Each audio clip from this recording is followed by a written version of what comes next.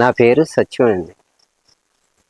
ఇప్పుడు కూరల బండి తయారు చేసేది నేను, మా అబ్బాయిని. నాది 6వ తరం. మా తాతలు, జేజి తాతయ్యలు, మా ముత్తాతయ్యల దగ్గర నుంచి, మా తండ్రి గారి దగ్గర నుంచి వారితో కూడా కలిపి నేను చేస్తున్నా. ఇది 8వ జాతరకి నేను చేస్తున్నాను.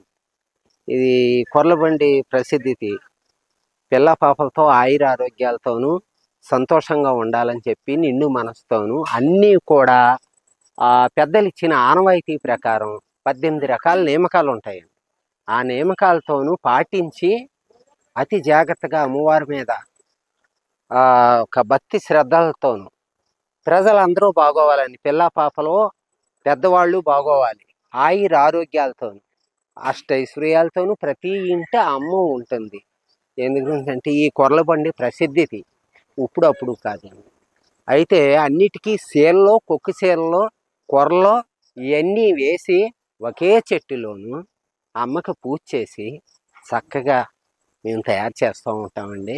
దీనికి ఆ అమ్మ అందరికీ దయ చూపించి ఆ అమ్మే సర్వదా కాపాడి రక్షించాలని కోరుతున్నాను. ఈ వీడియోను లైక్ చేసి ప్రక్కనే ఉన్న హైప్ బటన్ ప్రెస్ చేయండి. మీ సన్నిహితులకు ఈ వీడియోను షేర్ చేయండి. ధన్యవాదములు.